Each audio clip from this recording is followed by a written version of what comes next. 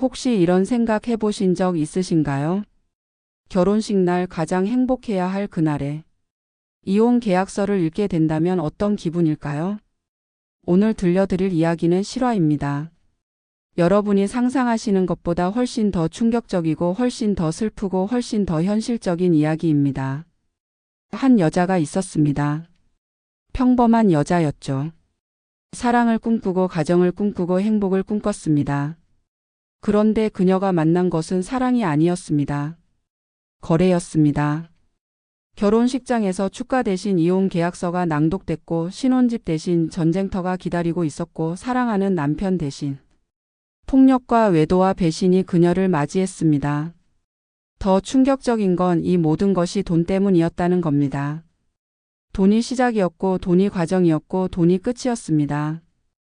오늘부터 5편에 걸쳐 이 이야기를 들려드리겠습니다.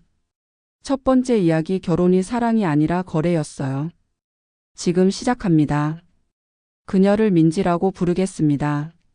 민지는 30살이었습니다. 그리 이른 나이도 그리 늦은 나이도 아니었죠.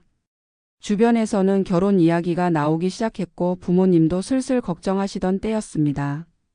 그때 그를 만났습니다. 이름을 준호라고 하겠습니다. 준호는 첫인상이 좋았습니다.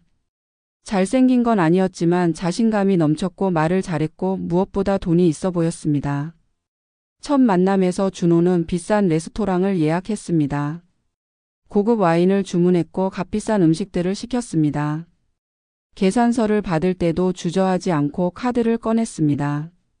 민지는 조금 놀랐습니다. 요즘 이런 남자가 있나? 두 번째 만남에서 준호는 외제차를 몰고 왔습니다. 반짝반짝 빛나는 새 차였습니다.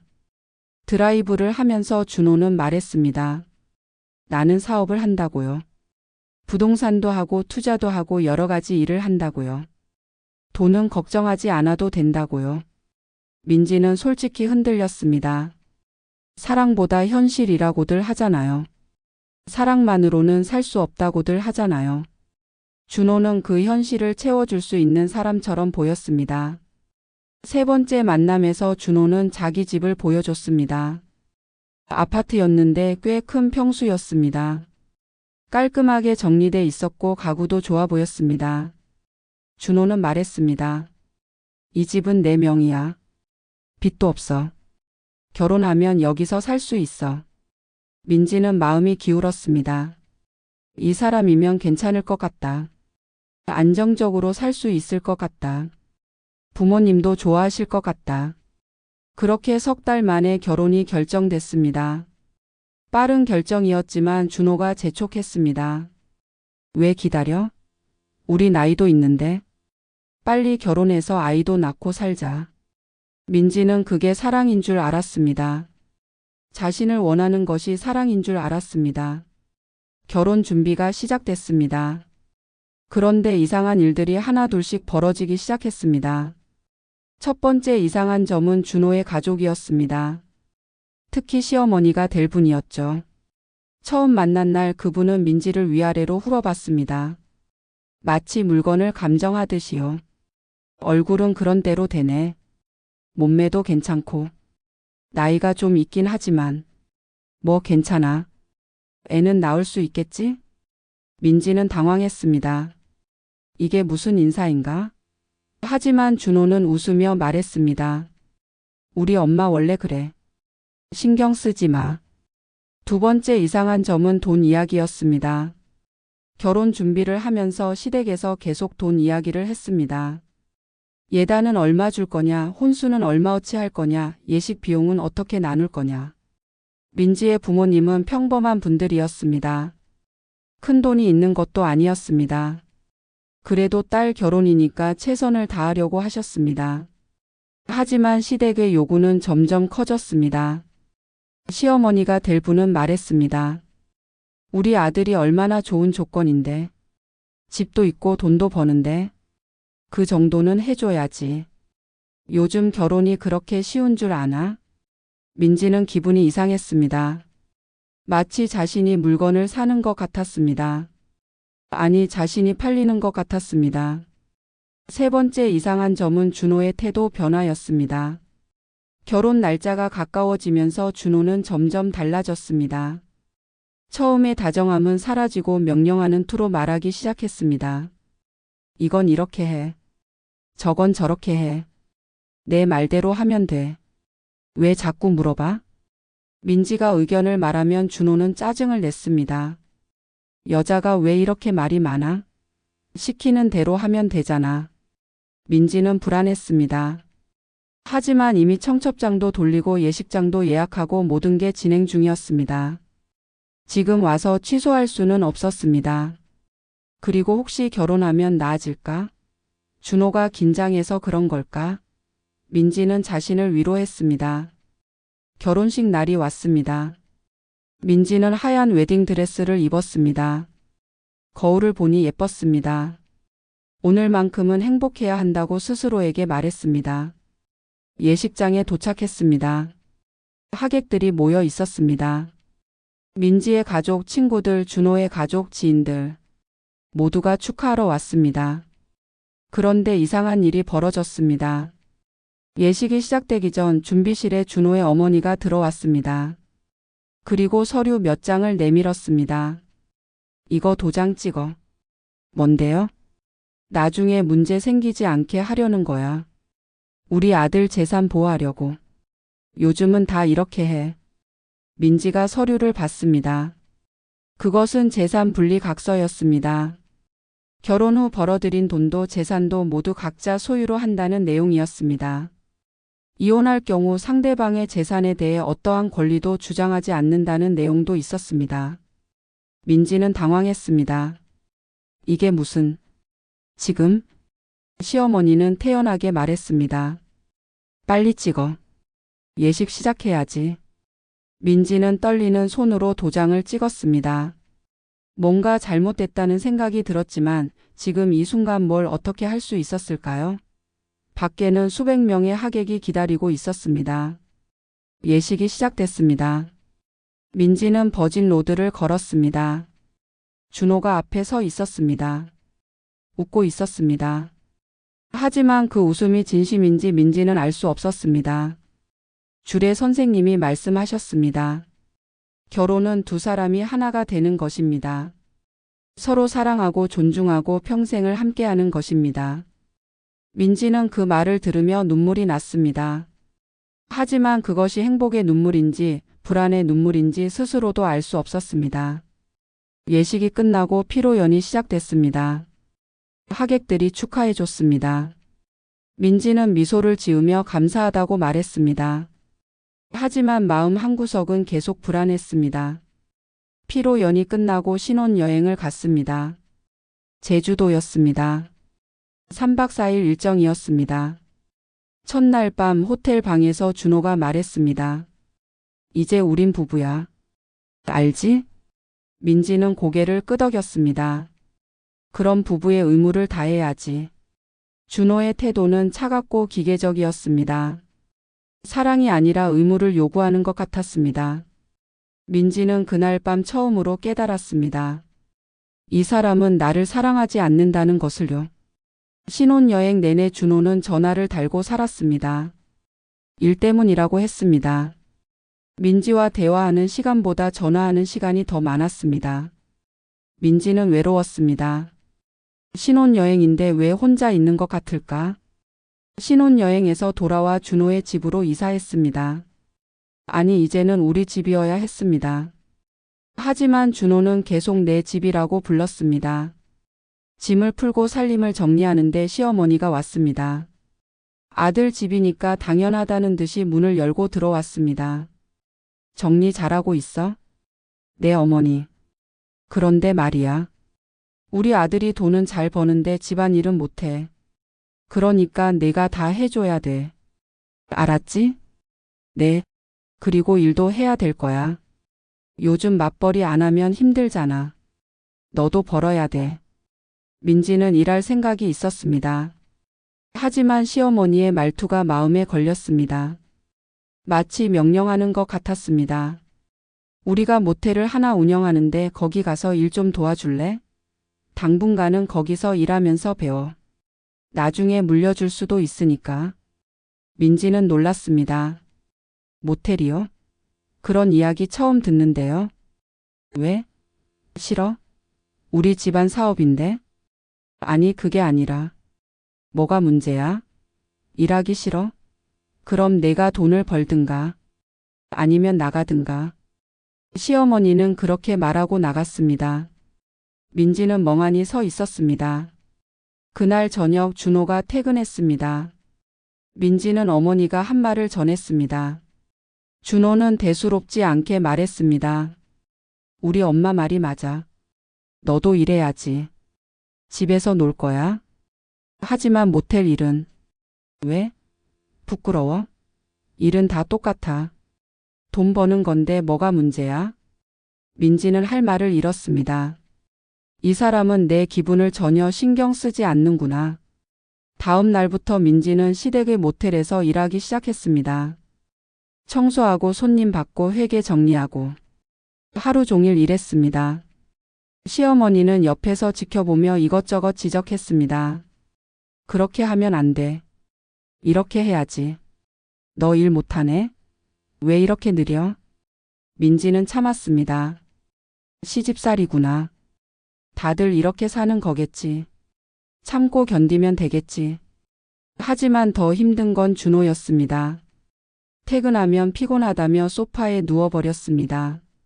민지가 저녁을 차려도 맛있다는 말 한마디 없었습니다. 설거지는 당연히 민지가 했습니다. 주말에도 쉴 수 없었습니다. 시어머니가 불렀습니다. 친척들이 모인다고 와서 일 도와달라고. 민지는 시댁에 가서 음식을 준비하고 상을 차리고 설거지하고 청소했습니다. 며느리 역할을 했습니다. 친척들은 민지를 평가했습니다. 얼굴은 그런 대로 되네. 일은 잘하나? 애는 언제 낳을 거야? 빨리 낳아야지. 나이가 있는데. 민지는 웃으며 대답했습니다. 네, 노력하겠습니다. 하지만 집에 돌아와서 혼자 울었습니다. 이게 결혼인가? 이게 사랑인가? 나는 왜 이렇게 살고 있는 걸까? 준호에게 말했습니다. 너무 힘들어. 당신 어머니가 나한테 너무 심하게 대하셔. 준호는 짜증을 냈습니다. 엄마가 뭘 어떻게 했는데? 그냥 며느리 구실하라는 거잖아. 다른 집은 더 심해. 너는 그것도 못 참아? 민지는 할 말을 잃었습니다. 이 사람은 내 편이 아니구나. 이 사람은 자기 엄마 편이구나. 결혼한 지 3개월이 지났습니다. 민지는 날마다 울었습니다. 친구들에게 연락하고 싶었지만 부끄러워서 할 수 없었습니다. 결혼 3개월 만에 힘들다고 하면 뭐라고 할까? 부모님께도 말씀드릴 수 없었습니다. 부모님이 얼마나 걱정하실까? 그리고 결혼시켜준 게 미안하실까? 민지는 혼자 견뎠습니다. 참으면 나아지겠지. 시간이 지나면 좋아지겠지. 아이가 생기면 달라지겠지. 하지만 상황은 나아지지 않았습니다. 오히려 더 나빠졌습니다. 어느 날 민지는 준호의 휴대폰에서 이상한 메시지를 받습니다. 여자 이름이었습니다. 내용은 애정 표현이었습니다. 민지는 심장이 멈추는 것 같았습니다. 설마 바람? 준호에게 물었습니다. 이게 뭐야? 준호는 대수롭지 않게 말했습니다. 아, 그거? 그냥 친구야. 오해하지 마. 이게 친구 사이에 할 말이야? 요즘 친구들끼리 장난으로 그렇게 해. 너무 예민하게 굴지 마. 민지는 믿을 수 없었습니다. 하지만 준호는 더 이상 말하지 않았습니다. 그날 밤 민지는 잠을 이룰 수 없었습니다. 옆에 누운 준호를 보며 생각했습니다. 이 사람을 정말 모르겠구나. 이 사람과 정말 살 수 있을까? 그리고 결혼식 날 찍었던 그 각서가 떠올랐습니다.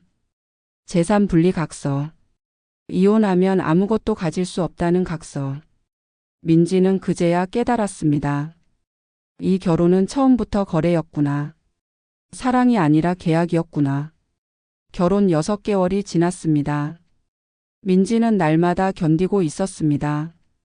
시댁의 모텔에서 아침부터 저녁까지 일하고 집에 돌아와 저녁을 차리고 설거지를 하고 청소를 하고 그리고 남편의 무관심을 견디고 있었습니다. 어느 날 민지에게 전화가 한 통 왔습니다. 모르는 번호였습니다. 받지 않으려다가 혹시나 싶어 받았습니다. 여보세요? 전화 너머에서 여자 목소리가 들렸습니다.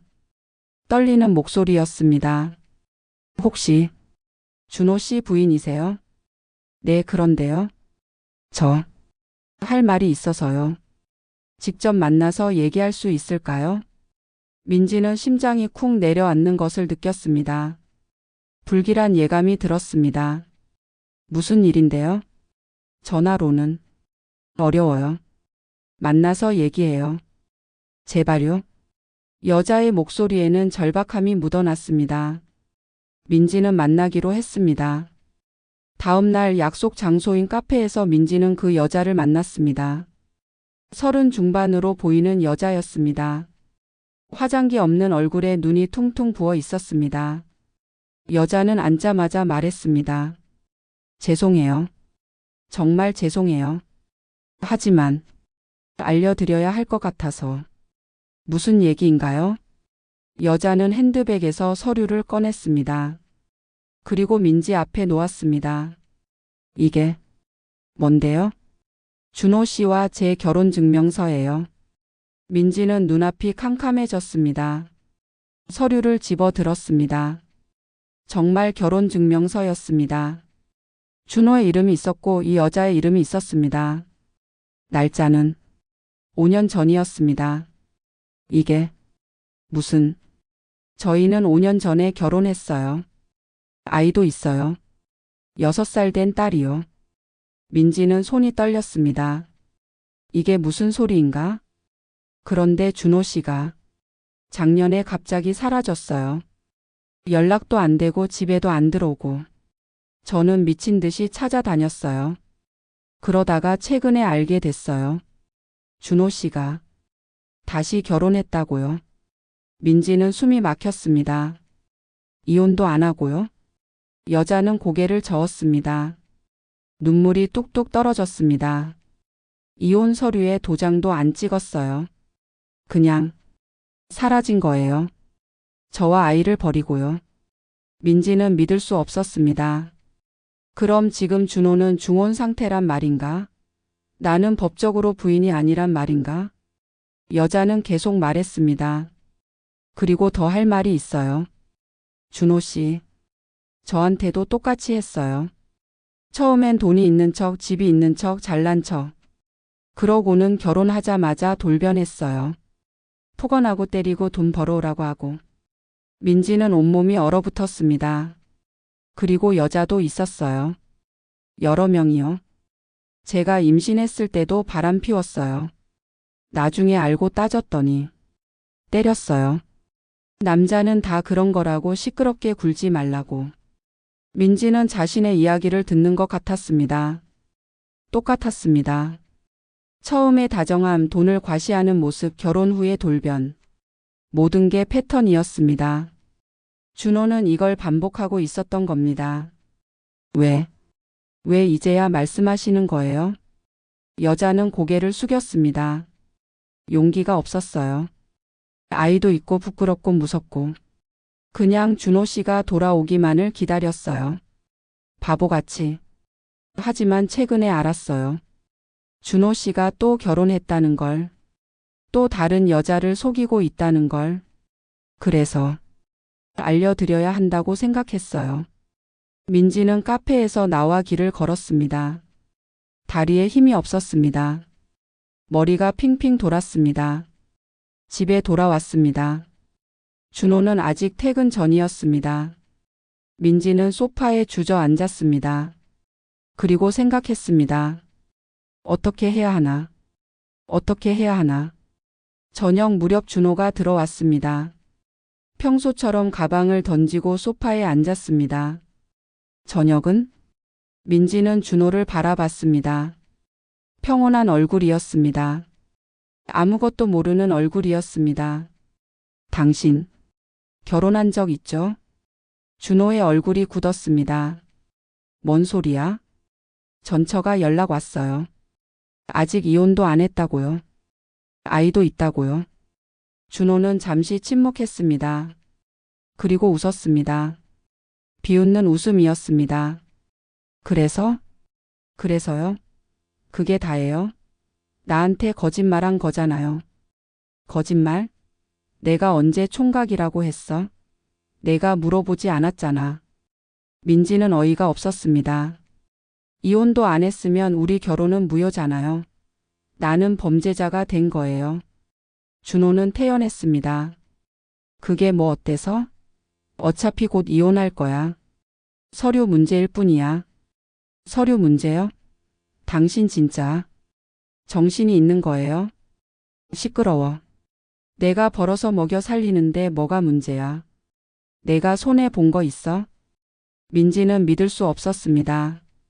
이 사람은 정말 양심이 없구나. 당신, 전처한테도 폭력 쓰고 바람 피웠다면서요? 준호의 얼굴이 차갑게 변했습니다. 그 여자가 그런 얘기했어? 다 거짓말이야. 그 여자가 문제가 많아서 헤어진 거야. 그럼 왜 이혼 안 한 거예요? 귀찮아서. 그리고 그 여자가 안 찍으려고 했어. 거짓말. 전처는 당신이 사라졌다고 했어요. 준호가 벌떡 일어났습니다. 눈빛이 무서웠습니다. 야, 너 지금 누구 말을 믿는 거야? 내 말을 믿어야지 그 여자 말을 믿어? 민지는 뒤로 물러섰습니다. 준호가 다가왔습니다. 내가 널 먹여 살리는데 내가 이 집을 주는데 뭐가 불만이야? 응? 민지는 떨었습니다. 두려웠습니다. 나가요. 이혼할 거예요. 준호가 민지의 팔을 잡았습니다. 세게 잡았습니다. 아팠습니다. 이혼? 내가? 너 결혼식 때 각서 찍은 거 잊었어? 너 나가면 아무것도 못 가져가. 빈손으로 나가는 거야. 민지는 그제야 모든 게 계획이었다는 걸 깨달았습니다. 결혼식 전 각서 재산 분리 모든 게 준호의 계획이었습니다. 민지를 묶어두기 위한 계획이었습니다. 그날 밤 민지는 친정에 전화했습니다. 아버지가 받으셨습니다. 아빠. 왜? 무슨 일이야? 민지는 울먹였습니다. 하지만 말할 수 없었습니다. 부모님이 얼마나 걱정하실까? 아니에요. 그냥 목소리 듣고 싶어서요. 그래. 잘 지내고 있지? 네, 잘 지내요. 거짓말이었습니다. 전화를 끊고 민지는 혼자 울었습니다. 어떻게 해야 할까? 어떻게 해야 할까? 다음 날 민지는 준호의 전처를 다시 만났습니다. 도와주세요. 어떻게 해야 할지 모르겠어요. 전처는 민지의 손을 잡았습니다. 저도 똑같았어요. 처음엔 어떻게 해야 할지 몰랐어요. 하지만 알아야 해요. 준호 씨는 변하지 않아요. 절대로요. 그럼 어떻게? 증거를 모으세요. 중혼사실 폭력 외도. 모든 증거를요. 그래야 법적으로 대응할 수 있어요. 민지는 고개를 끄덕였습니다. 그래, 증거가 필요하구나. 그리고 조심하세요. 준호 씨는 위험해요. 제가 이혼하겠다고 했을 때 정말 무서웠어요. 전처의 목소리가 떨렸습니다. 민지는 그 두려움을 이해했습니다. 그날부터 민지는 조용히 준비하기 시작했습니다.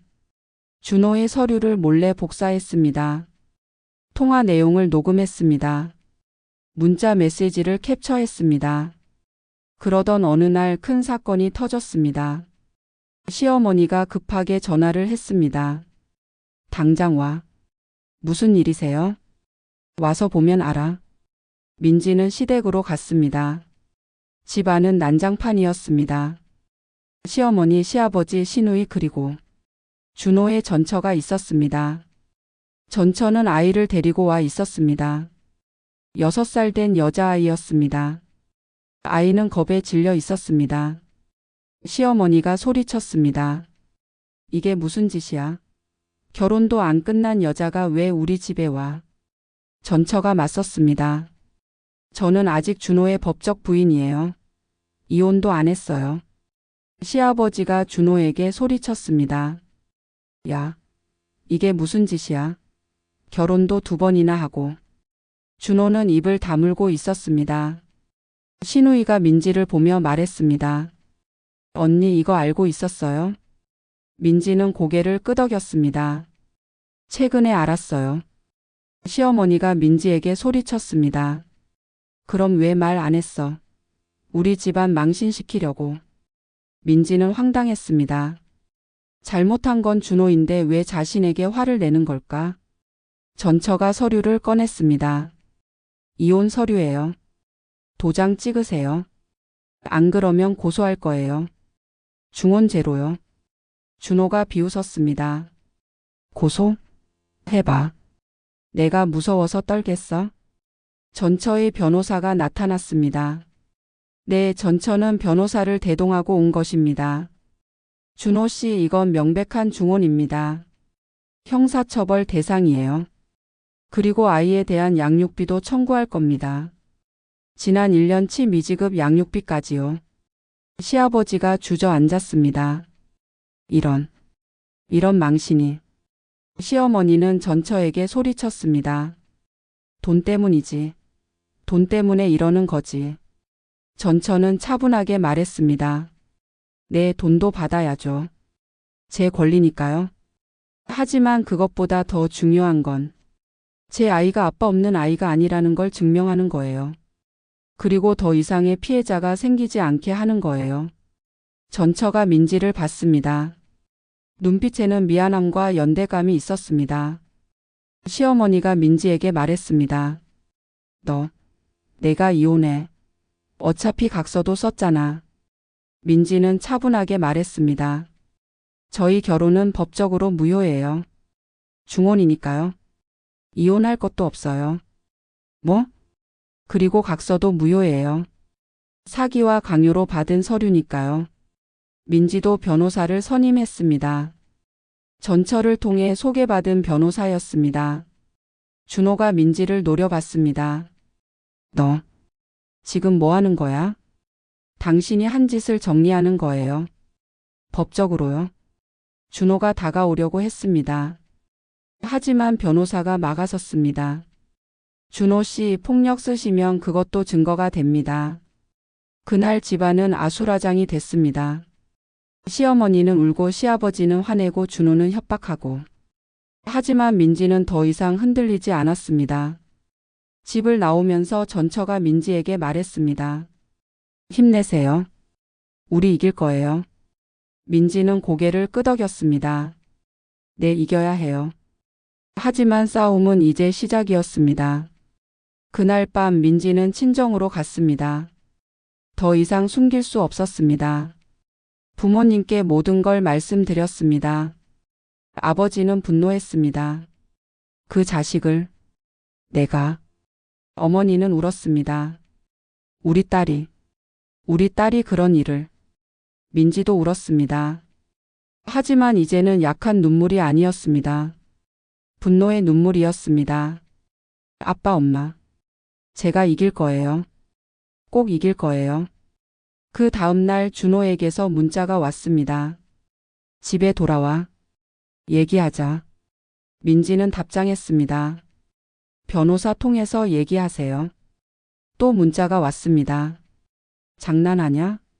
당장 들어와. 민지는 답장하지 않았습니다. 그날 밤 준호가 친정으로 찾아왔습니다. 현관문을 두드렸습니다. 아니, 두드린 게 아니라 쾅쾅 쳤습니다. 나와. 당장 나와. 아버지가 문을 열었습니다. 여기서 뭐 하는 거요? 장인어른, 죄송합니다. 제가 잘못했습니다. 민지만 보내주세요. 아버지는 차갑게 말했습니다. 돌아가시오. 경찰 부를 겁니다. 장인어른. 민지가 나왔습니다. 이제 그만하세요. 우리 할 말 없어요. 준호의 얼굴이 일그러졌습니다. 야, 내가 지금 뭐 하는 거야? 우리 아직 부부잖아. 법적으로는 부부가 아니에요. 중혼이니까요. 그럼 내가 이혼하면 되잖아. 그럼 우리 정식 부부 되는 거잖아. 민지는 웃었습니다. 비웃는 웃음이었습니다. 당신 아직도 모르겠어요? 난 당신이랑 살 생각 없어요. 전처분이랑 이혼하든 말든 나는 당신과 끝이에요. 준호가 소리쳤습니다.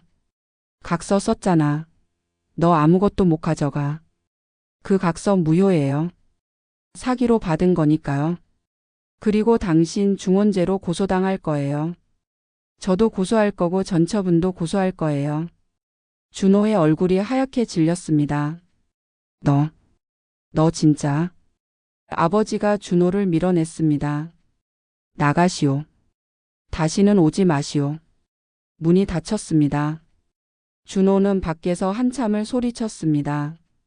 하지만 아무도 문을 열지 않았습니다. 민지는 창문으로 밖을 봤습니다. 준호는 결국 돌아갔습니다.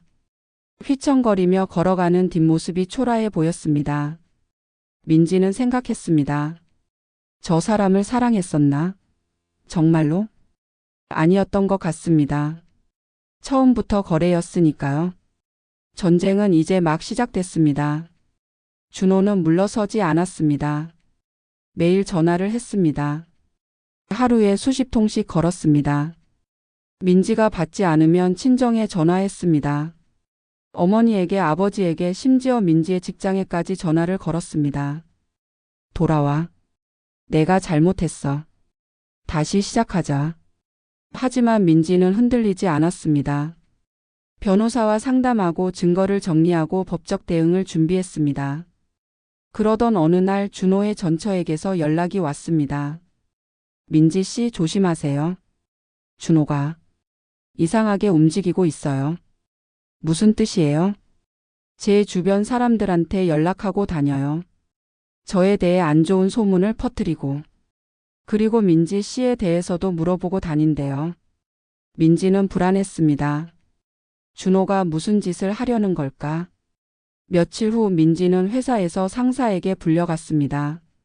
민지 씨 요즘 개인적인 문제가 있나요? 네? 무슨? 누가 전화를 했어요? 민지 씨 남편이라면서. 민지 씨가 정신적으로 불안정하다고 회사를 그만두게 해달라고. 민지는 어이가 없었습니다. 그건 사실이 아닙니다. 제가 지금 이혼 절차 중인데 상대방이 방해하려고. 상사는 난처한 표정이었습니다. 개인적인 일이 회사에 영향을 주면 곤란한데. 죄송합니다. 제가 처리하겠습니다. 회사에는 폐를 끼치지 않겠습니다. 민지는 준호에게 문자를 보냈습니다. 내 회사에 연락하지 마세요. 다시 그러면 법적 조치 취하겠습니다. 준호의 답장이 왔습니다. 회사? 그것밖에 없어? 나 너 어디 사는지 다 알아. 매일 뭐 하는지도 다 알아. 조심해. 민지는 소름이 돋았습니다. 감시하고 있다는 뜻인가? 그날 퇴근길 민지는 누군가 따라오는 것 같은 느낌을 받았습니다. 뒤를 돌아봤지만 아무도 없었습니다. 기분 탓일까? 집에 도착해서 어머니께 말씀드렸습니다. 엄마, 누가 날 감시하는 것 같아. 어머니는 놀라셨습니다. 뭐라고? 그럼 경찰에. 아직 확실하지 않아. 기분 탓일 수도 있고. 하지만 다음 날도 그 다음 날도 같은 느낌이었습니다. 누군가 지켜보고 있다는 느낌. 민지는 변호사에게 상담했습니다. 스토킹 가능성이 있습니다. 증거를 확보하세요. CCTV 영상이나 사진이나. 민지는 조심스럽게 주변을 촬영하기 시작했습니다. 그리고 며칠 후 정말로 같은 차가 계속 나타나는 것을 발견했습니다. 검은색 승용차였습니다. 민지는 차량 번호를 적어뒀습니다. 그리고 경찰에 신고했습니다. 스토킹 신고하려고 합니다. 경찰은 증거를 요구했습니다. 민지는 사진과 차량 번호를 보여줬습니다. 일단 조사해 보겠습니다. 하지만 확실한 증거가 더 필요합니다. 민지는 답답했습니다. 확실한 증거가 뭐란 말인가? 실제로 해를 입어야 증거가 되는 건가? 그날 밤 민지는 악몽을 꿨습니다. 준호가 나타나서 자신을 쫓아오는 꿈이었습니다. 도망치려 해도 다리가 움직이지 않았습니다. 준호가 점점 가까워지고 민지는 비명을 지르며 깼습니다. 온몸이 식은땀으로 젖어 있었습니다. 어머니가 달려왔습니다. 민지야, 괜찮아? 엄마. 무서워. 민지는 어머니 품에서 울었습니다. 30살 어른이 되어서도 엄마 품이 제일 안전했습니다. 다음 날 민지는 정신과 상담을 받기로 했습니다. 불안과 공포가 일상을 망가뜨리고 있었습니다. 상담사는 말했습니다. 전형적인 PTSD 증상입니다. 트라우마를 겪은 후에 나타나는 거예요. 약물 치료와 상담 치료를 병행해야 합니다. 민지는 약을 처방받았습니다. 그리고 매주 상담을 받기로 했습니다. 한편 준호의 전처와는 계속 연락하며 서로를 지지했습니다. 전처의 이름은 수진이었습니다. 수진이 말했습니다. 저도 그랬어요. 준호한테서 벗어나려고 할 때 매일 악몽 꾸고 불안하고 누가 날 지켜보는 것 같고 그래서 상담 받았어요. 지금도 받고 있어요. 민지는 혼자가 아니라는 것에 위로받았습니다. 우리 함께 이겨내요. 네, 꼭. 두 사람은 연대했습니다. 같은 남자에게 상처받은 두 여자가 서로를 지켜주기로 했습니다. 그러던 중 준호가 새로운 수를 썼습니다. 합의를 제안한 것입니다. 변호사를 통해 연락이 왔습니다. 준호 씨 측에서 합의를 원합니다. 조건을 제시했습니다. 무슨 조건인데요? 첫째, 이혼에 동의한다. 둘째, 위자료 5천만 원을 지급한다. 셋째, 서로에 대해 더 이상 법적 조치를 취하지 않는다. 민지는 웃었습니다. 5천만 원이요? 그게 제 인생값인가요? 변호사도 고개를 저었습니다. 터무니없죠. 중혼, 사기, 폭력. 이 정도면 최소 2억은 받아야 합니다. 민지는 거절했습니다. 합의 안 합니다. 법정에서 보자고 전해주세요. 준호는 화가 났습니다. 다시 협박 문자가 오기 시작했습니다. 후회할 거야. 법정 가면 너도 불리해. 내 과거 다 파헤칠 거야. 민지는 두렵지 않았습니다. 자신은 떳떳했으니까요. 하지만 준호는 정말로 민지의 과거를 파헤치기 시작했습니다. 대학 동창들에게 연락하고 전 직장 동료들에게 연락하고 민지에 대한 안 좋은 이야기가 없는지 찾아다녔습니다. 어느 날 민지의 친구에게서 연락이 왔습니다. 민지야, 내 남편이라는 사람이 나한테 전화했어. 너에 대해 물어보더라. 남자 관계가 복잡했냐고, 돈 문제가 있었냐고. 민지는 한숨을 쉬었습니다. 미안해. 내 일로 패 끼쳐서. 괜찮아. 당연히 아무 말도 안 했어. 오히려 그 사람한테 경고했지. 내 친구 괴롭히지 말라고. 고마워. 하지만 모든 친구가 민지 편은 아니었습니다. 어떤 친구는 준호에게 민지의 옛날 이야기를 해줬습니다. 별것 아닌 이야기였지만 준호는 그것을 왜곡했습니다. 변호사를 통해 준호 측 주장이 전달됐습니다. 민지 씨는 결혼 전 남자 관계가 복잡했다. 돈을 목적으로 결혼했다. 결혼 후에도 다른 남자와 연락했다. 모두 거짓이었습니다. 하지만 준호는 이것을 근거로 민지의 위자료 청구를 방어하려 했습니다. 민지는 분노했습니다. 이게 말이 돼요? 다 거짓말인데. 변호사는 침착하게 말했습니다. 괜찮습니다. 저쪽이 증거를 제시해야 하는데 증거가 없으면 인정되지 않습니다. 오히려 무고죄로 역고소할 수 있습니다. 민지는 조금 안심했습니다. 한편 수진의 이혼 소송도 진행 중이었습니다. 수진은 양육비와 위자료를 청구했습니다. 준호는 강력히 반발했습니다. 아이가 내 아이가 맞는지 확인하겠다. DNA 검사를 요구한다. 수진은 충격받았습니다. 저 사람이 어떻게 자기 딸한테. 하지만 검사는 받았습니다. 결과는 당연히 친자였습니다. 준호는 할 말을 잃었습니다. 재판 날짜가 잡혔습니다.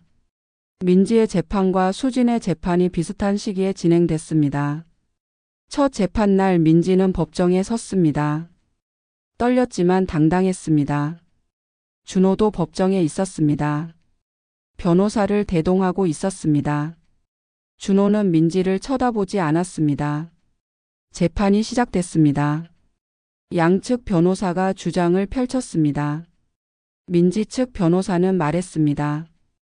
피고 준호는 중혼 상태에서 원고와 결혼했습니다. 이는 명백한 사기이며 형사처벌 대상입니다. 또한 결혼 생활 중 폭언과 협박을 일삼았습니다. 원고는 정신적 피해로 현재 치료 중입니다. 준호 측 변호사는 반박했습니다. 원고는 결혼 전부터 피고의 전혼 사실을 알고 있었습니다. 그럼에도 결혼을 강행한 것은 원고도 동의한 것입니다. 폭언이나 협박은 부부간의 일상적인 다툼이었을 뿐입니다. 거짓말이었습니다. 민지는 결혼 전까지 준호의 전혼 사실을 몰랐습니다. 민지 측 변호사가 증거를 제시했습니다. 원고가 전혼 사실을 안 것은 결혼 6개월 후입니다. 피고의 전처가 직접 연락해서 알게 됐습니다. 여기 통화 녹음과 증언이 있습니다.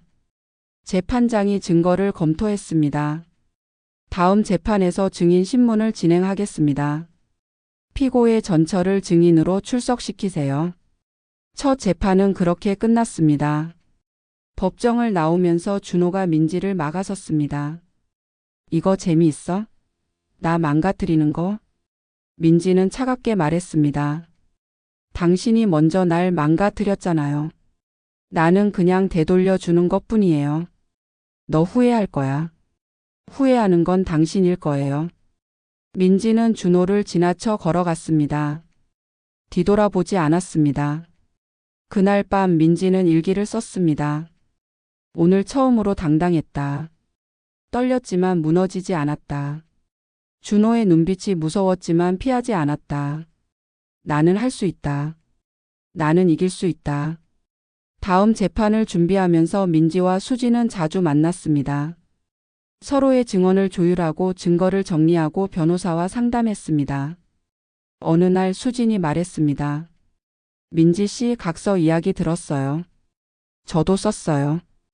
똑같은 각서요. 뭐라고요? 결혼식 전날 밤에 준호 어머니가 와서 각서를 쓰라고 했어요. 재산 분리 각서요. 저도 그때는 몰랐어요. 이게 함정인 줄. 민지는 분노했습니다. 그럼 이게 준호 가족의 수법이었던 거네요. 미리 계획한 거였어요. 네. 그래서 저도 그 각서 때문에 이혼할 때 한 푼도 못 받을 뻔했어요. 다행히 변호사가 각서 무효 소송을 해서 인정받았어요. 민지도 각서 무효 소송을 준비했습니다. 사기와 강요로 받은 각서이므로 무효라는 주장이었습니다. 두 번째 재판 날이 왔습니다. 이번에는 수진이 증인으로 출석했습니다.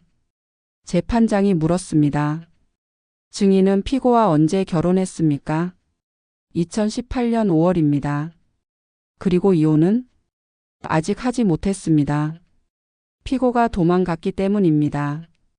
피고가 원고와 결혼할 당시 증인과의 혼인 관계는 유효했습니다. 이혼 서류에 도장을 찍지 않았으니까요. 재판장이 준호를 봤습니다. 피고 할 말 있습니까? 준호는 입을 열었습니다. 전처와는 사실상 파경 상태였습니다. 헤어진 거나 마찬가지였습니다. 하지만 법적으로는 부부였습니다. 그 상태에서 다른 사람과 결혼식을 올렸습니다. 이것은 중혼입니다. 준호는 할 말을 잃었습니다. 수진은 계속 증언했습니다. 피고는 저에게도 폭력을 행사했습니다. 여기 진단서가 있습니다. 그리고 원고에게도 같은 방식으로 접근했습니다. 돈이 있는 척하고 다정한 척하다가 결혼 후 돌변했습니다. 이것은 계획적 사기입니다. 민지 측 변호사가 말했습니다. 재판장님, 피고는 동일한 수법으로 여러 여성을 속였습니다. 이것은 단순한 부부간의 문제가 아니라 반복적 범죄입니다. 준호 측 변호사가 반박하려 했지만 약했습니다. 증거가 너무 명확했습니다. 재판장이 말했습니다. 다음 재판에서 각서의 유효성에 대해 판단하겠습니다. 양측은 관련 자료를 제출하세요. 두 번째 재판도 끝났습니다. 법정을 나오면서 수진이 민지의 손을 잡았습니다. 잘하고 있어요. 우리 이기고 있어요. 고마워요. 언니가 없었으면 못했을 거예요. 두 여자는 서로를 꼭 안았습니다. 같은 아픔을 겪은 사람끼리의 연대였습니다. 하지만 준호는 여전히 포기하지 않았습니다. 그날 밤 민지에게 문자가 왔습니다. 5억 줄게. 그러니까 고소 취하해. 이혼만 해주면 돼. 5억이었습니다. 처음 제시한 5천만 원의 10배였습니다. 준호가 얼마나 다급한지 알 수 있었습니다. 민지는 변호사와 상담했습니다. 받아야 할까요? 변호사는 고개를 저었습니다. 판사님이 보기엔 이길 가능성이 높습니다. 그런데 지금 합의하면 오히려 손해입니다. 그리고 중원죄는 반의사 불벌죄가 아닙니다. 고소 취하해도 처벌받을 수 있어요. 민지는 답장했습니다. 합의 안 합니다.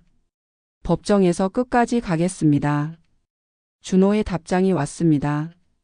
후회하지 마. 마지막 기회였어. 민지는 핸드폰을 던져버리고 싶었습니다. 하지만 참았습니다. 이제 거의 끝이었습니다. 세 번째 재판을 앞두고 민지는 마지막 증거를 정리했습니다. 녹음 파일, 문자 메시지, 사진, 진단서, 증인 증언. 모든 것이 준비됐습니다. 그리고 각서에 대한 필적 감정도 받았습니다. 민지가 도장을 찍을 때 떨고 있었다는 것, 압박 상황이었다는 것을 증명하기 위해서였습니다. 재판이 진행되는 동안 이상한 일들이 벌어지기 시작했습니다. 민지에게 낯선 번호로 전화가 왔습니다. 여보세요, 민지 씨죠? 저는 김 변호사라고 합니다. 네? 저는 이미 변호사가. 그게 아니라요. 제가 도와드릴 수 있을 것 같아서요. 준호 씨 같은 사람들 제가 여러 건 다뤄봤거든요. 한번 만나서 얘기해요. 민지는 이상했지만 호기심이 생겼습니다. 혹시 도움이 될까? 다음 날 약속 장소인 카페에서 그 변호사를 만났습니다. 40대 중반으로 보이는 남자였습니다. 값비싼 정장을 입고 있었습니다. 민지 씨, 준호 씨 재판 잘 되고 있죠? 네. 그런데 어떻게 제 일을? 이런 일은 소문이 빨라요. 변호사 사회가 좁거든요. 그런데 제 생각에는 민지 씨가 훨씬 더 많이 받아낼 수 있을 것 같아요. 지금도 위자료 청구하고 있는데요. 그게 아니라 준호 씨 재산이 생각보다 많아요.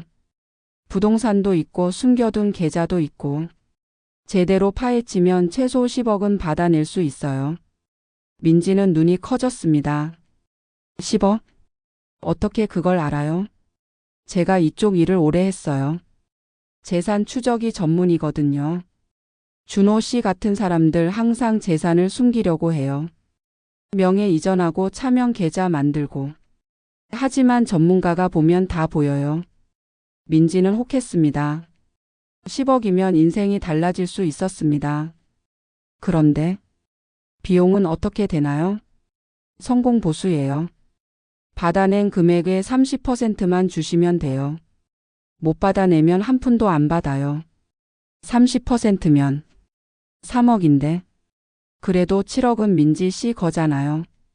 지금 2억 받는 것보다 훨씬 낫죠. 민지는 고민됐습니다.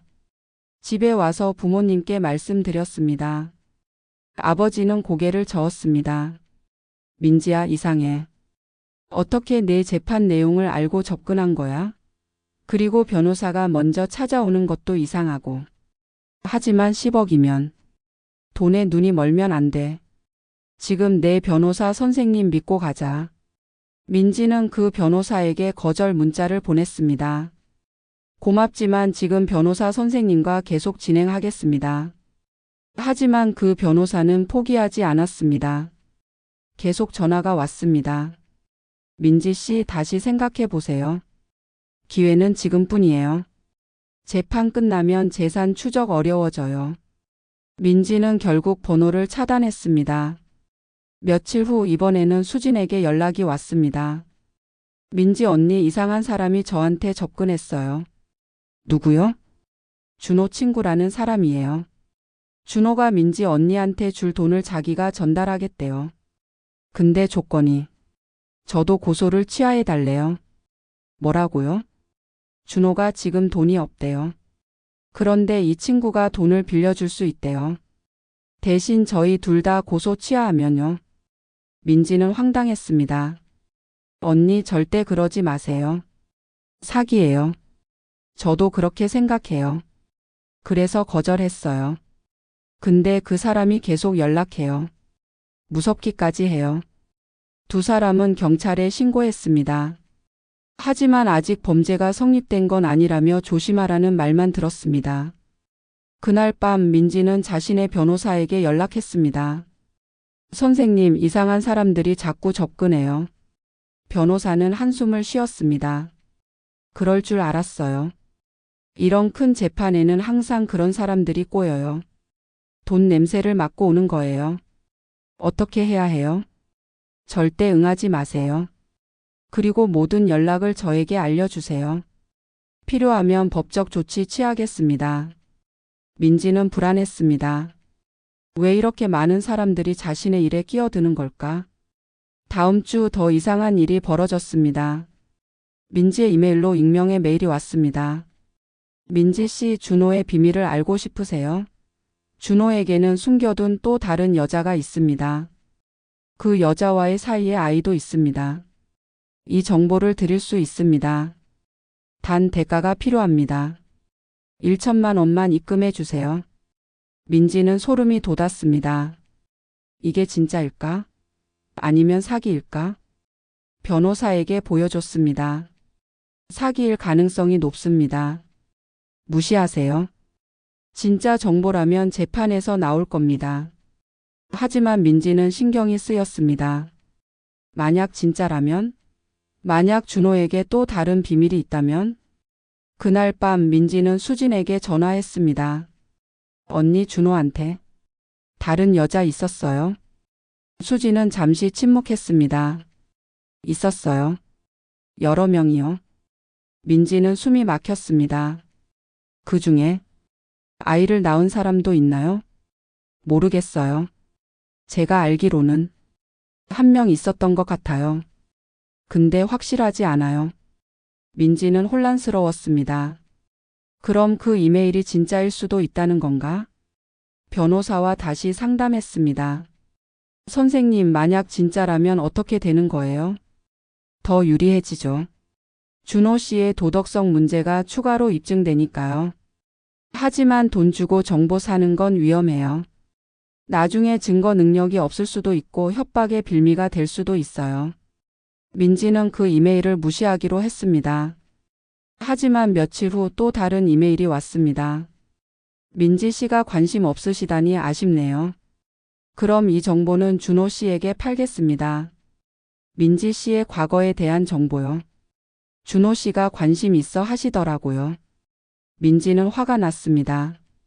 이건 명백한 협박이었습니다. 즉시 변호사에게 연락했습니다. 협박이네요. 경찰에 신고하세요. 그리고 이메일 헤더 정보 보존해 두세요. 민지는 경찰에 신고했습니다. 사이버 수사대에서 조사하겠다고 했습니다. 하지만 민지는 불안했습니다. 내 과거에 뭐가 있다고? 떳떳한데 왜 이렇게 불안할까? 그날 밤 민지는 자신의 과거를 되돌아봤습니다. 대학 시절 직장 생활, 연애. 특별히 문제될 게 없었습니다. 평범하게 살았습니다. 그럼 저 사람은 거짓말을 하는 건가? 아니면 없는 이야기를 만들어낼 건가? 다음 날 민지는 대학 동창들에게 연락했습니다. 혹시 최근에 나에 대해 물어보는 사람 있었어? 한 친구가 대답했습니다. 아, 있었어. 어떤 남자가 전화했는데 너 대학 때 남자 관계가 어땠냐고 돈 빌린 적 있냐고 물어보더라. 뭐라고 했어? 당연히 아무 말도 안 했지. 오히려 뭐냐고 따졌더니 끊어버리더라. 민지는 안도했습니다. 친구들은 자신을 지켜줬습니다. 하지만 모든 친구가 그런 건 아니었습니다. 어떤 친구는 별것 아닌 이야기를 과장해서 말했습니다. 민지 술 좀 마셨어. 대학 때 한 번 필름 끊긴 적도 있고. 사실이었습니다. 하지만 그건 모두가 그렇게 노는 대학 시절의 일이었습니다. 특별할 게 없었습니다. 그런데 그 이야기가 준호에게 전달됐고 준호는 그걸 왜곡했습니다. 민지는 술을 좋아한다. 술버릇도 나쁘다. 대학 때부터 남자들과 술 마시고 다녔다. 완전히 다른 이야기가 됐습니다. 변호사가 민지에게 알려줬습니다.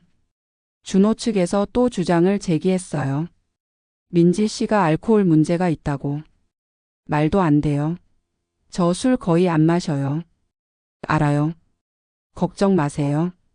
증거 없는 주장은 받아들여지지 않아요. 하지만 민지는 기분이 나빴습니다. 자신의 과거가 왜곡되고 거짓말이 만들어지고 이게 얼마나 더 계속될까? 한편 수진도 비슷한 일을 겪고 있었습니다. 준호 측에서 수진에 대해서도 온갖 거짓말을 퍼뜨렸습니다. 수진은 정신병이 있다. 우울증 약을 먹고 있다. 아이를 제대로 돌보지 못한다. 수진은 정말로 우울증 약을 먹고 있었습니다. 하지만 그건 준호 때문이었습니다. 준호의 폭력과 배신 때문에 생긴 병이었습니다. 그런데 준호는 그것을 아이 양육권 싸움에 이용하려 했습니다. 수진은 정신적으로 불안정하다. 아이를 맡길 수 없다. 아이는 내가 키우겠다. 수진은 분노했습니다. 저 사람이 어떻게 내 아이를? 수진의 변호사가 말했습니다. 걱정 마세요. 우울증이 양육권에 결정적 영향을 주지 않아요. 오히려 준호 씨의 폭력과 방치가 더 문제예요. 하지만 수진은 불안했습니다. 혹시라도 아이를 빼앗기면? 민지와 수진은 서로를 위로했습니다. 우리 견뎌내야 해요. 이것들은 다 마지막 발악이에요. 네, 곧 끝날 거예요. 하지만 준호의 방해는 계속됐습니다. 어느 날 민지의 회사에 익명의 제보가 들어갔습니다. 민지는 회사 돈을 횡령했다. 조사해봐라.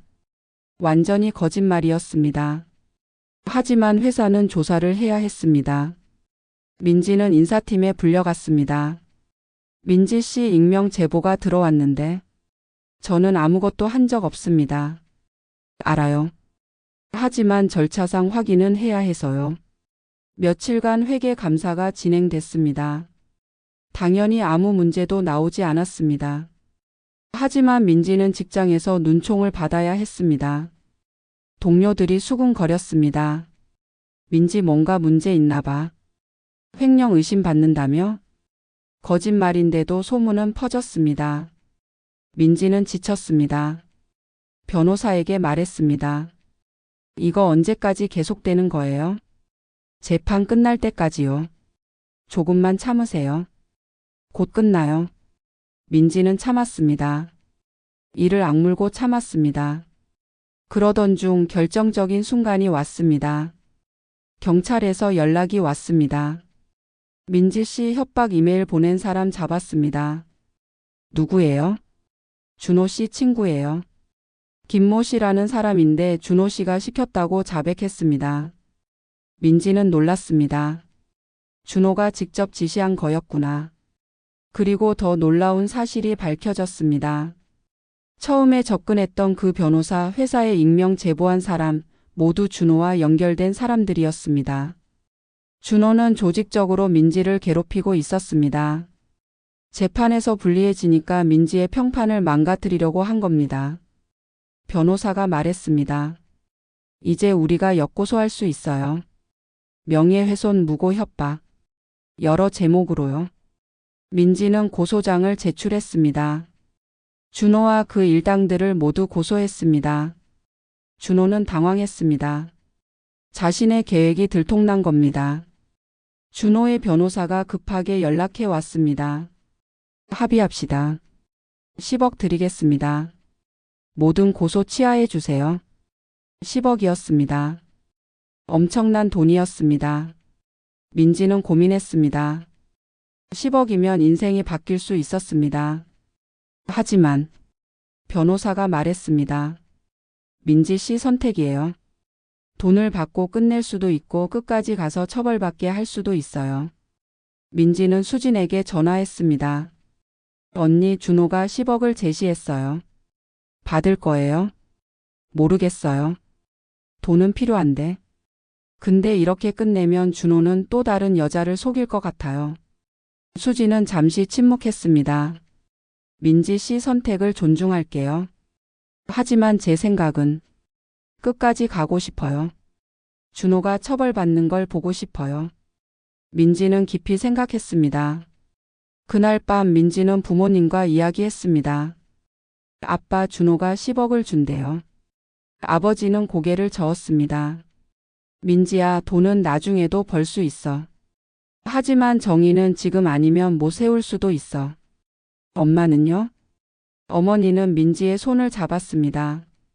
엄마는 내가 행복했으면 좋겠어. 그 돈 받고 빨리 잊고 사는 게 행복일 수도 있고 끝까지 싸워서 이기는 게 행복일 수도 있어. 내가 결정해. 민지는 밤새 고민했습니다. 그리고 다음날 아침 결정을 내렸습니다. 변호사에게 전화했습니다. 선생님, 합의 안 할래요? 끝까지 갈게요. 확실해요? 네. 이건 돈 문제가 아니에요. 정의의 문제예요. 변호사는 잠시 침묵했다가 말했습니다. 알겠습니다. 함께 끝까지 가겠습니다. 민지는 준호 측에 답변을 보냈습니다. 합의 거부합니다. 법정에서 봅시다. 준호는 분노했습니다. 하지만 이제 되돌릴 수 없었습니다. 마지막 재판 날이 다가왔습니다. 민지는 준비됐습니다. 모든 증거가 모였습니다. 모든 증인이 준비됐습니다. 이제 법정에서 마지막 승부가 펼쳐질 것입니다. 최후 변론 날이 밝았습니다. 민지는 검은색 정장을 입었습니다. 거울을 보니 낯선 자신이 보였습니다. 1년 전의 민지가 아니었습니다. 더 강해 보였고 더 단단해 보였습니다. 법원 앞에서 수진을 만났습니다. 수진도 정장을 입고 있었습니다. 두 여자는 서로를 보며 고개를 끄덕였습니다. 준비됐어요? 네, 언니도요? 네. 두 사람은 함께 법정으로 들어갔습니다. 법정 안에는 이미 준호가 앉아 있었습니다. 변호사와 무언가 이야기하고 있었습니다. 민지를 보자 준호의 얼굴이 굳었습니다. 시어머니도 와 있었습니다. 시아버지, 시누이도 있었습니다. 그들은 민지를 노려봤습니다. 민지는 피하지 않았습니다.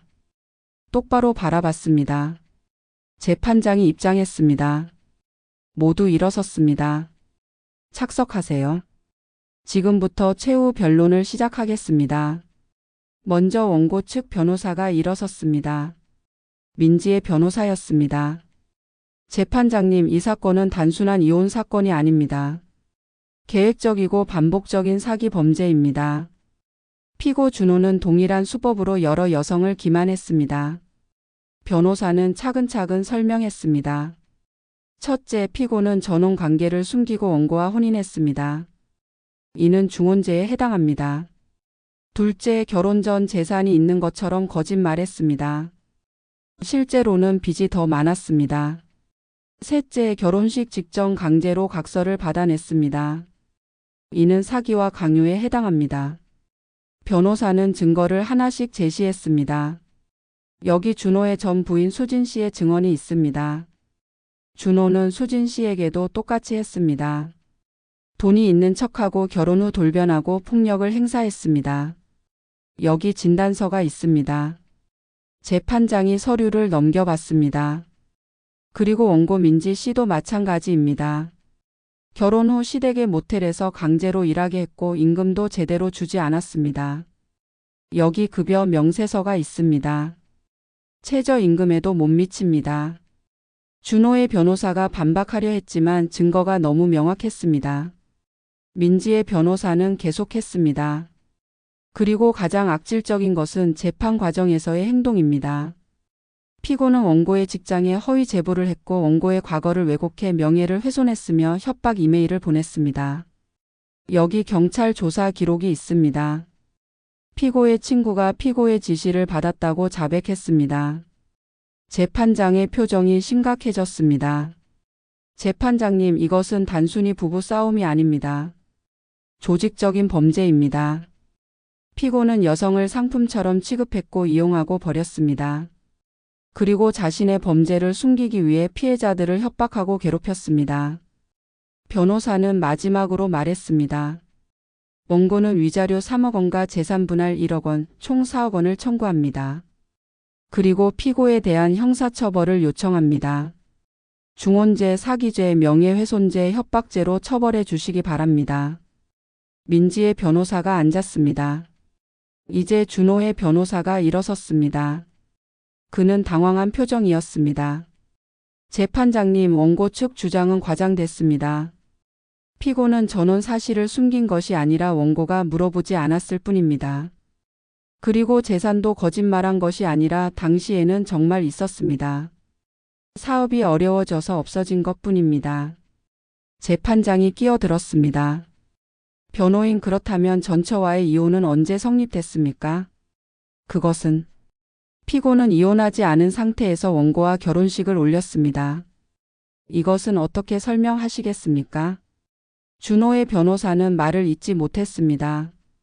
그리고 결혼식 전날 각서를 강요한 것은요? 그것은 재산 보호를 위한 정당한 결혼식 전날 밤에요? 신부가 거부하기 어려운 상황에서요?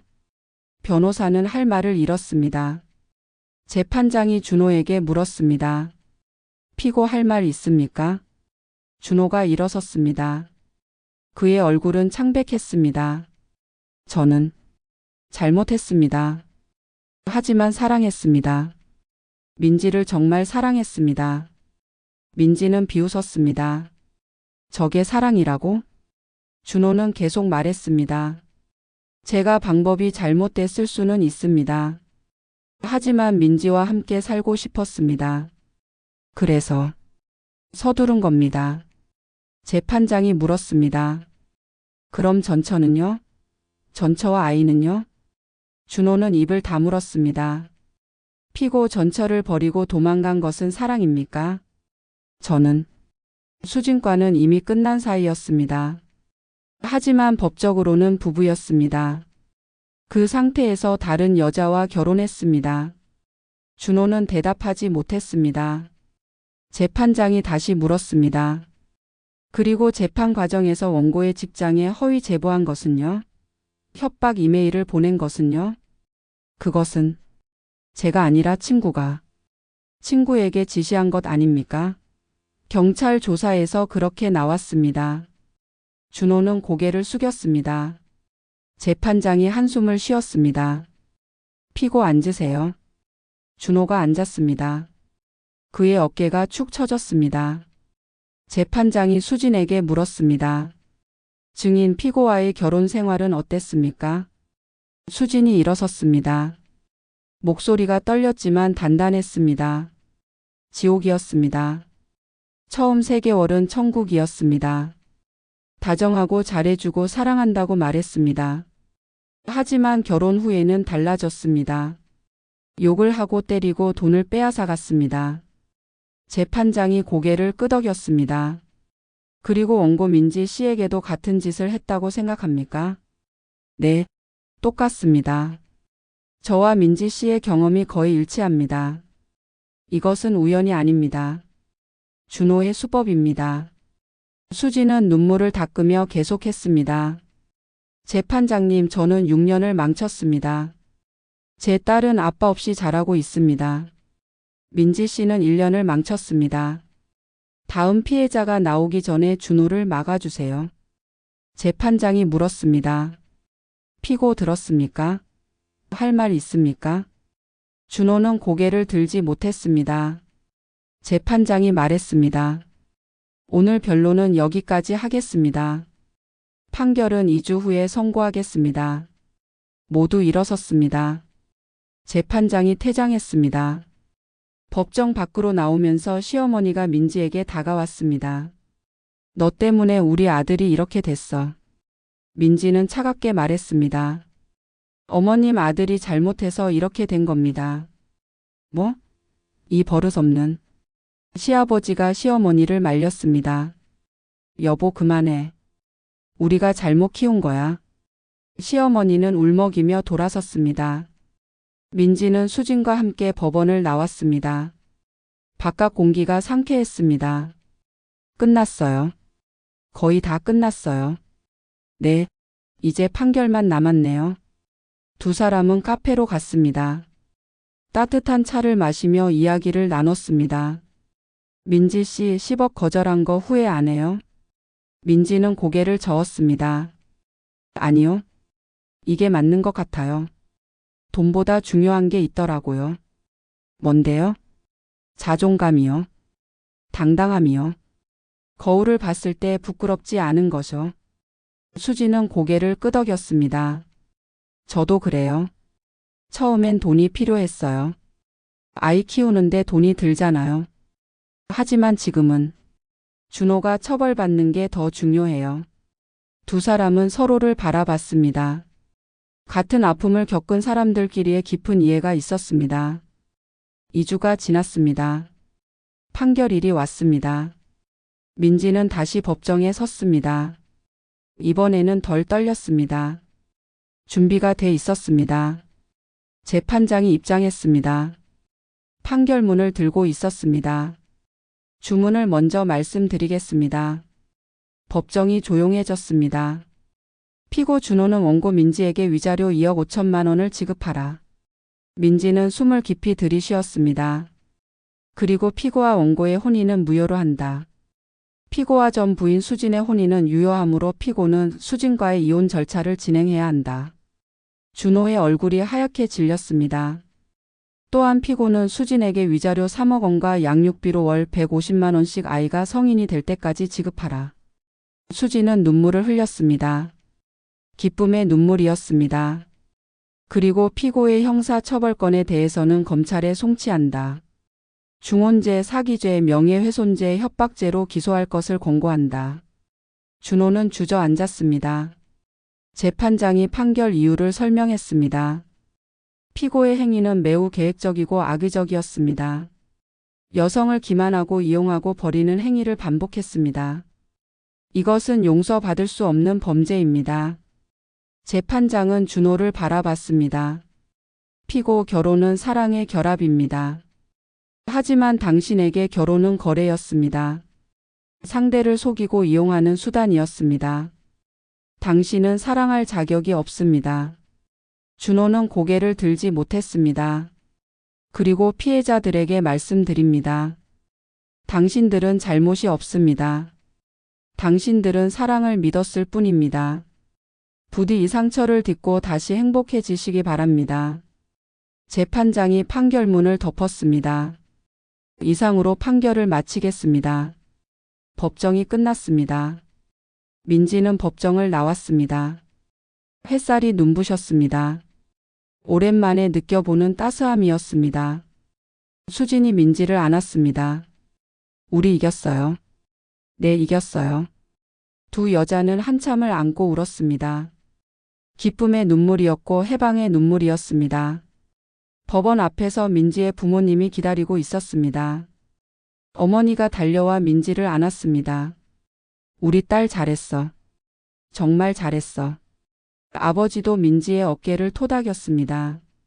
자랑스럽다, 민지야. 민지는 부모님 품에서 울었습니다.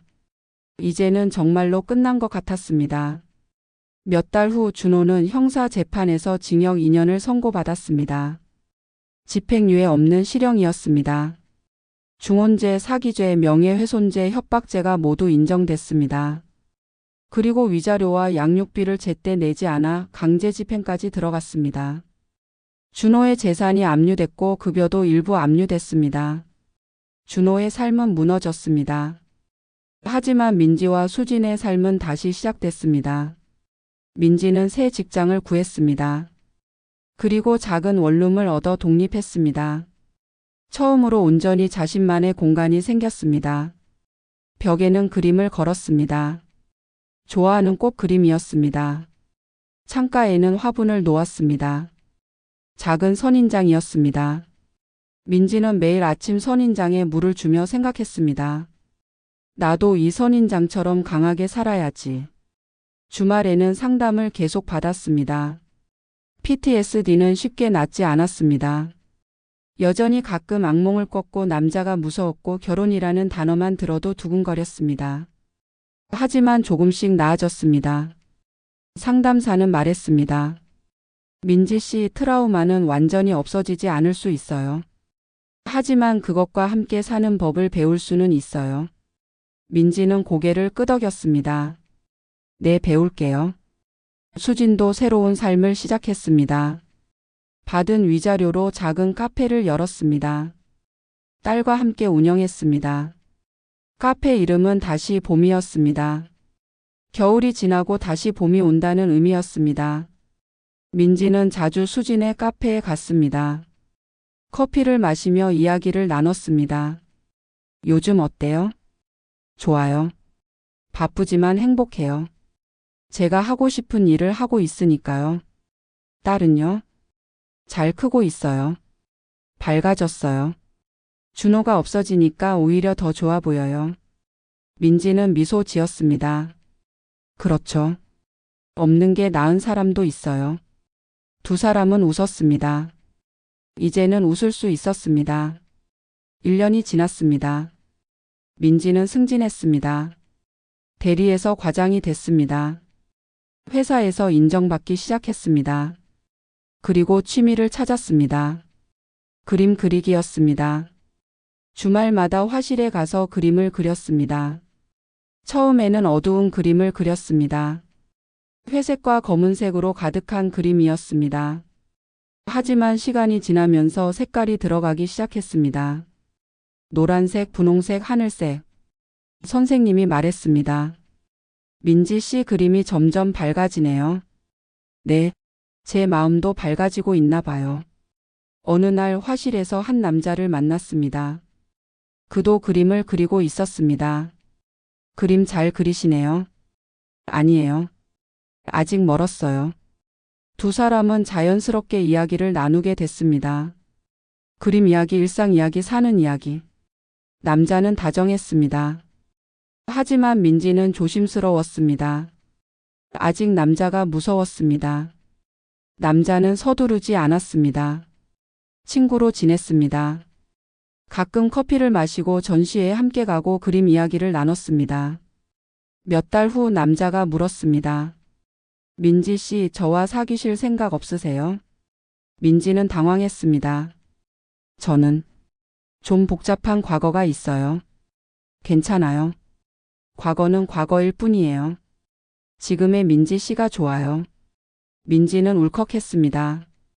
시간을 주세요. 생각할 시간을. 네, 얼마든지요. 민지는 수진에게 상담했습니다. 언니, 좋은 사람을 만났어요. 근데 무서워요. 또 실수할까봐. 수진은 민지의 손을 잡았습니다. 민지 씨, 준호 때문에 모든 남자를 의심할 필요는 없어요. 좋은 사람도 있어요. 어떻게 알아요? 천천히 알아가면 돼요. 서두르지 말고 조심스럽게, 하지만 마음을 닫지는 말고. 민지는 고개를 끄덕였습니다. 그리고 용기를 냈습니다. 천천히 조심스럽게 그 남자와 만나기 시작했습니다. 처음에는 손도 잡지 못했습니다. 남자가 가까이 오면 몸이 굳었습니다. 하지만 남자는 이해했습니다. 기다려줬습니다. 몇 달이 지나자 조금씩 편해졌습니다. 손을 잡을 수 있게 됐고, 포옹할 수 있게 됐고, 웃을 수 있게 됐습니다. 민지는 깨달았습니다. 아, 이게 진짜 사랑이구나. 상대를 기다려주고 이해하고 존중하는 것. 이게 사랑이구나. 2년이 지났습니다. 민지는 그 남자와 결혼했습니다. 하지만 이번에는 달랐습니다. 작은 결혼식이었습니다. 가족과 가까운 친구들만 초대했습니다. 화려하지 않았지만 따뜻했습니다. 수진도 왔습니다. 딸과 함께요. 수진은 민지를 안으며 말했습니다. 축하해요. 행복하세요. 언니도 곧 좋은 사람 만날 거예요. 아니요. 전 혼자가 좋아요. 딸이랑 둘이 사는 게 행복해요. 수진은 정말로 그렇게 생각했습니다. 그리고 그것도 괜찮았습니다. 민지의 결혼식에는 각서가 없었습니다. 재산 분리도 없었습니다. 단지 서로를 사랑하고 존중하겠다는 약속만 있었습니다. 민지는 생각했습니다. 이제야 진짜 결혼을 하는 것 같다고. 신혼여행에서 돌아와 민지는 일기를 썼습니다. 3년 전 나는 지옥을 겪었다. 사랑이라고 믿었던 것이 거래였고 결혼이라고 생각했던 것이 사기였다. 나는 무너졌고 망가졌고 죽고 싶었다. 하지만 나는 싸웠다. 법정에 섰고 증거를 모았고 끝까지 포기하지 않았다. 그리고 이겼다. 그 과정에서 나는 배웠다. 돈보다 중요한 것이 있다는 것. 자존감, 당당함, 정의. 이런 것들이 진짜 가치라는 것. 그리고 다시 사랑할 수 있게 됐다. 진짜 사랑을. 서로를 존중하고 기다려주고 이해하는 사랑을. 이제 나는 행복하다. 과거의 상처는 아직 남아있다. 가끔 악몽을 꾸고 가끔 두렵고 가끔 의심한다. 하지만 괜찮다. 그것도 나의 일부니까. 준호에게 고맙다고 말하고 싶지는 않다. 그가 한 짓은 용서받을 수 없으니까. 하지만 그 경험이 나를 더 강하게 만들었다는 건 인정한다. 이제 나는 안다. 결혼이 뭔지, 사랑이 뭔지, 행복이 뭔지. 그리고 가장 중요한 것은 나 자신을 사랑하는 것이라는 걸. 민지는 펜을 놓았습니다. 그리고 창밖을 봤습니다. 봄이었습니다. 꽃이 피고 있었습니다. 민지는 미소 지었습니다. 이제 정말로 봄이 왔습니다. 한편 준호는 감옥에 있었습니다. 2년형을 살고 있었습니다. 그는 매일 후회했습니다. 왜 그랬을까? 왜 사람들을 속였을까? 왜 사랑을 거래로 만들었을까? 하지만 이미 늦었습니다. 돌이킬 수 없었습니다. 출소 후 준호는 쓸쓸히 살았습니다. 아무도 그를 믿지 않았습니다. 직장도 구하기 어려웠고 친구도 없었습니다. 가족들도 등을 돌렸습니다. 시어머니는 말했습니다. 내가 우리 집안을 망쳤어. 준호는 혼자가 됐습니다. 그리고 깨달았습니다. 사랑을 돈으로 살 수 없다는 것을. 사람을 속이면 결국 자신도 무너진다는 것을. 하지만 그 깨달음은 너무 늦었습니다. 에필로그. 5년이 지났습니다. 민지는 두 아이의 엄마가 됐습니다. 쌍둥이 딸이었습니다. 이름은 희망이와 사랑이었습니다. 민지는 아이들에게 말해줬습니다. 엄마는 너희가 자라서 좋은 사람을 만났으면 좋겠어. 너희를 속이지 않고 존중하고 진심으로 사랑하는 사람. 그런 사람을 만날 때까지 기다리렴. 서두르지 말고. 아이들은 고개를 끄덕였습니다. 그리고 또 하나 말해줬습니다. 만약 나쁜 일을 겪으면 참지 마. 싸워. 엄마처럼. 정의는 멀리 있지 않아. 내 안에 있어. 민지는 아이들을 안았습니다. 따뜻했습니다. 수진도 잘 살고 있었습니다. 카페는 성공했고 딸은 중학생이 됐습니다. 그리고 수진은 책을 썼습니다. 제목은 다시 봄이 온다였습니다. 자신의 이야기를 쓴 책이었습니다. 학대받고 속고 무너졌지만 다시 일어난 이야기. 책은 베스트셀러가 됐습니다. 많은 여성들이 공감했습니다. 그리고 용기를 얻었습니다. 수지는 강연도 다녔습니다. 학교에서, 기업에서, 모임에서 자신의 이야기를 나눴습니다. 여러분, 나쁜 관계에서 벗어나는 것은 용기가 필요합니다. 하지만 그 용기를 내세요. 당신은 소중한 사람입니다. 아무도 당신을 함부로 대해서는 안 됩니다. 청중들은 박수를 보냈습니다. 민지와 수진은 여전히 친구였습니다. 한 달에 한 번씩 만나 커피를 마시며 이야기를 나눴습니다. 어느 날 수진이 물었습니다. 민지 씨, 준호 생각나요? 가끔요. 근데 이제는 화가 나지 않아요. 그냥 불쌍하다는 생각이 들어요. 저도요. 저 사람 결국 혼자 늙겠죠. 자업자득이에요. 두 여자는 고개를 끄덕였습니다. 그리고 수진이 말했습니다. 그래도 고마운 점도 있어요. 뭐가요? 민지 씨를 만난 거요. 같이 싸웠잖아요. 혼자였으면 못 이겼을 거예요. 민지도 고개를 끄덕였습니다. 저도요. 언니가 없었으면 포기했을 거예요. 두 여자는 손을 맞잡았습니다. 같은 아픔을 겪고 같이 싸우고 같이 이긴 전후 같은 사이였습니다. 그리고 민지는 생각했습니다. 결혼은 사랑의 결합이어야 한다. 거래가 아니라, 계약이 아니라, 진심으로 서로를 아끼고 존중하고 사랑하는 것. 만약 그게 아니라면 떠나야 한다. 돈이 아깝다고 체면이 깎인다고 나이가 많다고. 그런 이유로 참으면 안 된다. 당신은 소중하다. 당신의 인생은 소중하다. 아무도 당신을 함부로 대해서는 안 된다. 그리고 만약 나쁜 일을 겪는다면 싸워라. 법은 당신 편이다. 정의는 멀리 있지 않다. 민지의 이야기는 여기서 끝납니다. 하지만 민지의 인생은 계속됩니다. 행복하게, 당당하게, 아름답게.